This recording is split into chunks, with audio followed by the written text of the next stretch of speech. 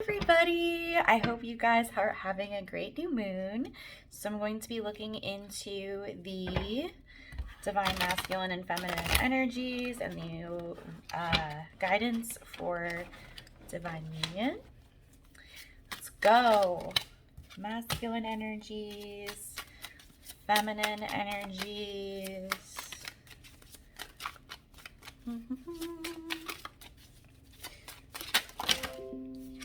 So the feminine energy actually seems the masculine energy actually seems way more talkative this time.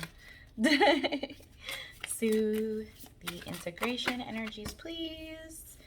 And a clarifier. Ooh, cards just keep falling out. All right. Guidance for the masculine energy, please. Whoa. Almost half the deck fell. Lots of stuff happening with the masculine energy. Guidance for the masculine energy, please. Guidance for the feminine energy. And guidance for union.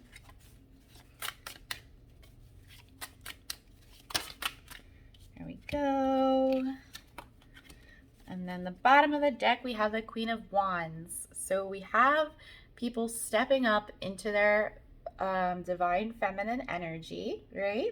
We have people being really passionate and creative, and I'm feeling really tapping into that sacred sexuality as well.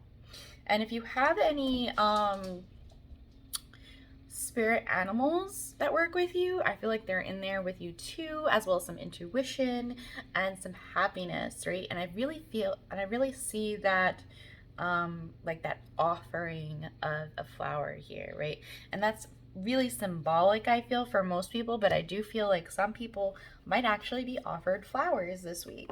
Like someone might just randomly give you a flower. That's happened to me before, actually, that someone just on the street gave me a sunflower, like in this picture. So that's really interesting. For the masculine energy, we have the Two of Cups and strength.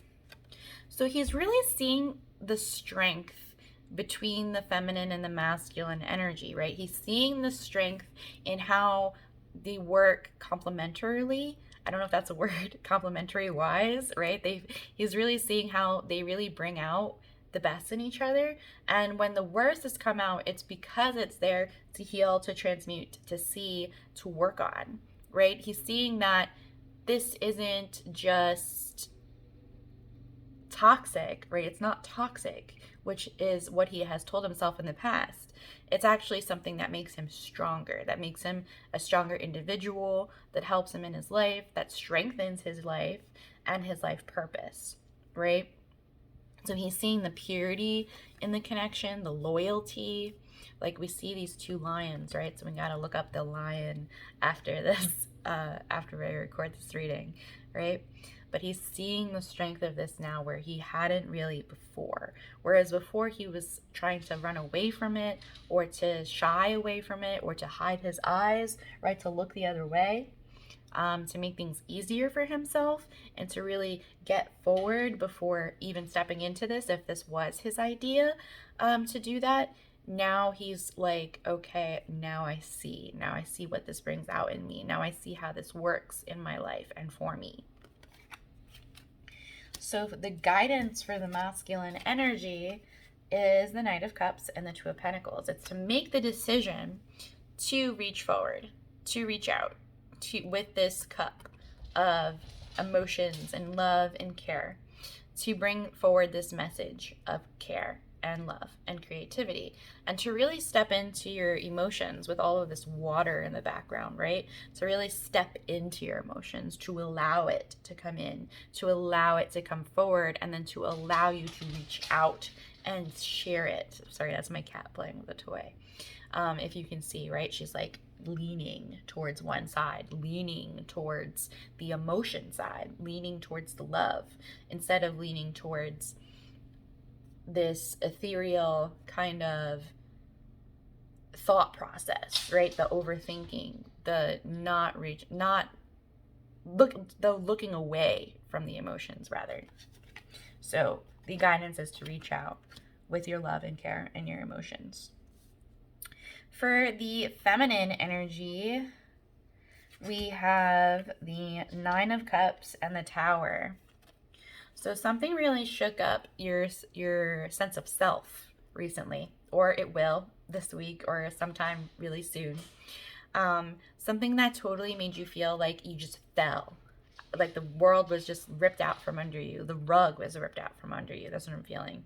So like something about your self-discovery, your self-healing, your sense of self, like your road to your self-efficiency, and self-fulfillment, like something came tumbling down, something just did not work, or something really shook you up on this path, something that was like, okay, I don't know about this anymore. Like this path that I set for myself, it might have been the right thing at that time, but now I don't feel like it is anymore. Now I feel like I have to reassess where I'm going and how I'm doing it. So the guidance for the feminine energy is the King of Swords, is to evaluate and strategize, to really look into that, to really look at things from a bird's eye view, right?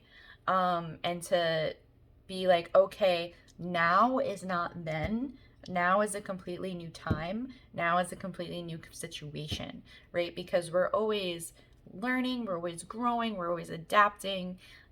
What might have been right for us at that time might not be what is right for us now, right? And oh shoot, sorry guys, something had flown into my eye. That really hurt. But yeah, sometimes things are just not meant for us anymore, or like we need a break from it or something. Like we need to step in a different direction, and then it'll meet us better at another time in another place, right? So it's time to strategize, it's time to reassess, it's time to really look at things, really just figure things out and how they work together. So the energy together is the Devil and the Page of Pentacles.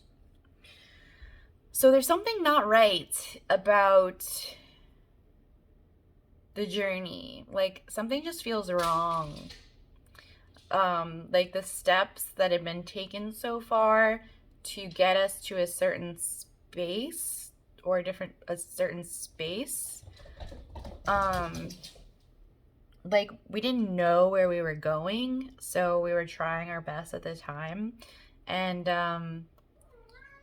it didn't turn out to be the right thing. Like it might have started good at first, but it grew into something that was not healthy, whether it was codependency or just something that was not helpful. It's just something that is not healthy right now. It grew, whether it was when you started or not, now in the present, it isn't healthy. And both the feminine energy and the masculine energy are part of this. And they're reassessing, like maybe I went about this the wrong way, just because, and it's not about blaming yourself because you weren't in a position where you really knew what you were doing or what you were getting into. It was something that you walked into trusting, right? And thinking that it was the right first step towards a direction, but it wasn't. It's not healthy. And it's bringing out negative qualities in yourself. So the guidance is 8 of Wands, 7 of Wands.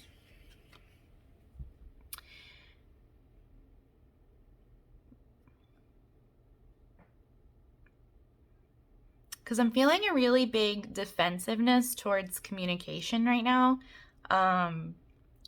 Like the guidance that's coming in for you is communication and to reach out, but both energies are ignoring that because they feel really defensive. They don't feel like it would be taken well, and they feel like they would have to protect themselves and that it would turn out into an argument.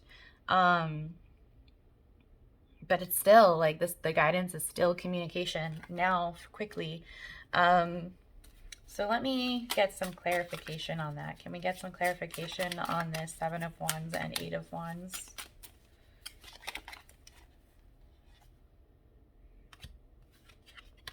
It's a lot of cards. I don't really want all those cards.